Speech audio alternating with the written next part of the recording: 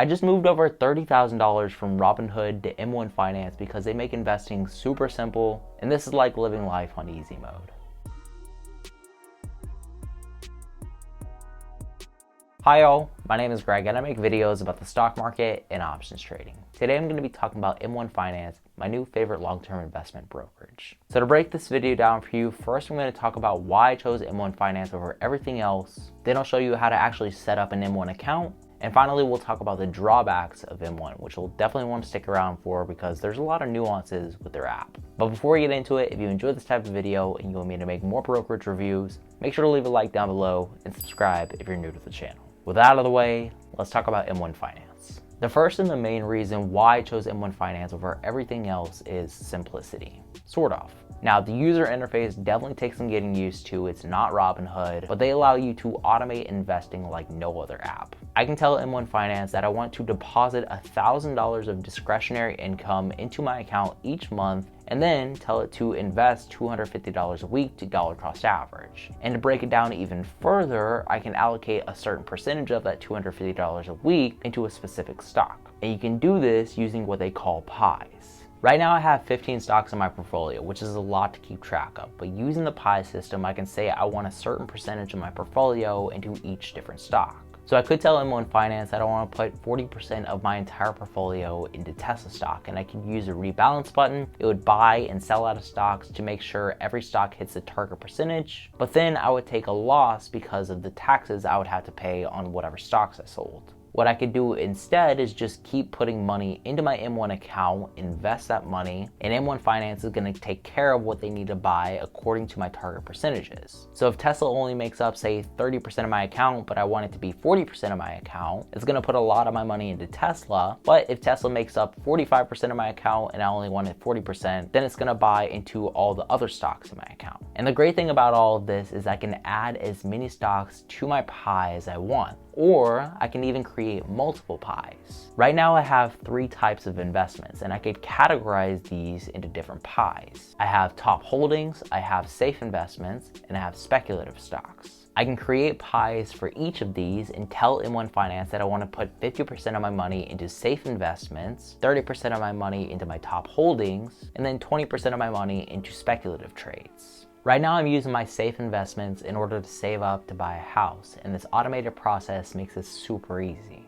I can schedule withdrawals from my regular bank account into M1 Finance each month, tell M1 Finance that I want to invest $250 a week, and basically I'm saving without lifting a finger. I don't even have to think about saving up for a house. M1 Finance just does it for me. If I don't want to sell out of my safe investments to buy a house and I don't want to pay Uncle Sam some taxes, what I could do instead is take out margin. Right now I can take out over $10,000, which is 35% of my entire portfolio at just a 2% margin rate, which is really good. So if I was looking at a house right now, I could take this $10,000 out as margin and use this as a down payment for a new house. Keep in mind though that M1's margin rate is variable, just like pretty much every other brokerage. So in a few years, this might be 10% instead of 2% like it is right now. And that's pretty much all the perks that I found with M1 Finance. So let me show you how to actually set up an account. To start setting up your M1 Finance account, first you're going to need to go to dashboard.m1finance.com/sign up. So I'm just going to type in a random email address here and then random password. So we're going to first start by creating a pie. So we're going to click continue and we're going to make a pie based on FANG stocks. So this is going to be Facebook right here, Amazon, Apple, Netflix, and then Alphabet or Google. This is FANG. We're going to click continue. I can say that I want to put 50% of my money into Apple, but that's going to put my total percentage of 130%. So obviously I'm going to have to bring down the other ones. So what I would probably do in this case is put 10% into Facebook because I don't like Facebook that much, 10% into Apple because I don't like Jeff Bezos, 10% into Netflix because I just don't use it as much as the other products. So I have 50% of my money in Apple, 20% of my money in Google because I'm a YouTuber, and then 10% of my money in everything else. So we'll click continue. And over the past 5 years, if I invested into this pie, $10,000, I would have got $36,000 of gains. Pretty dang sweet. You'll use the pie to create a custom investment portfolio. We'll just click continue here. And then I'm gonna have to type in a phone number. Then it's going to ask for my profile information, so we'll just skip this step because I'm not going to dox myself. So once I have filled out all the personal information, I can connect a bank account.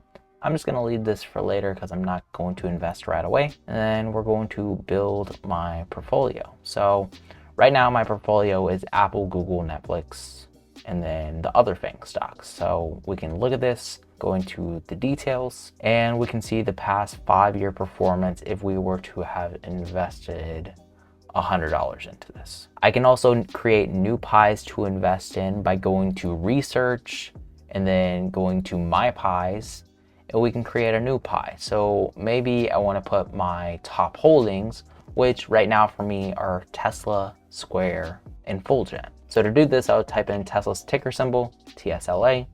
I would add this to the basket.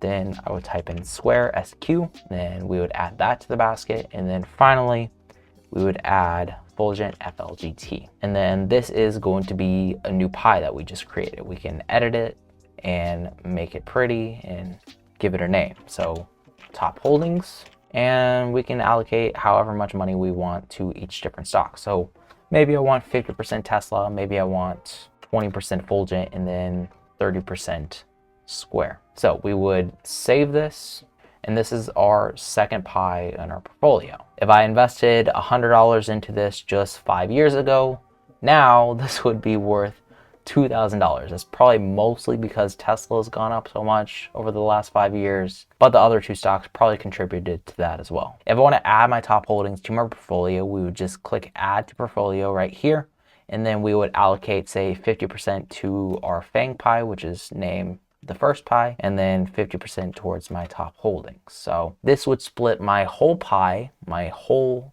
portfolio pie, into two separate pies. What I would do here is probably have a top holdings pie, a FANG pie for safe investments, and then speculative. So I would add another pie to this, and then we would just click save on the right hand side. So once I deposit some money into this portfolio, this is going to put half of my money into top holdings.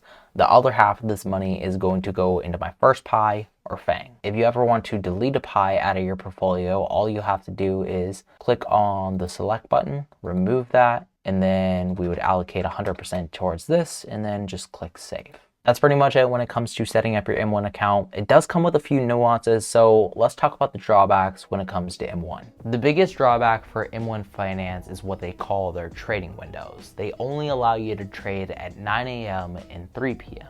and you can only trade at 3 p.m. if you have M1 Plus. Right now they're giving away M1 Plus for free for an entire year, but after that you're gonna have to start paying to have these perks. This means if you buy into a stock and then it starts to rally between 10 a.m. and 3 p.m., you won't be able to sell out. So this is definitely not a day trading app. This is for long-term investments. I mostly trade in the first hour trading and the last hour trading anyway, so this doesn't really affect me, especially when it comes to my long-term investments. Since this is my long-term portfolio and I'm using dollar cost averaging, it really doesn't matter what time I invest, but if I set up the automated investment process, it's always going to invest my money at 9 a.m. If I want to trade later in the day at 3 p.m., I'm going to have to set up that trade sometime during the day. So basically, if you want choices here and you want to day trade stocks, M1 Finance is probably not going to be the place for you, but if you want to invest automatically, M1 Finance hits the spot.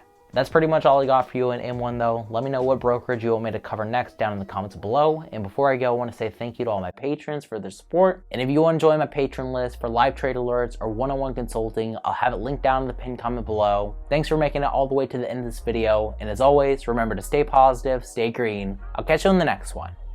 Bye guys.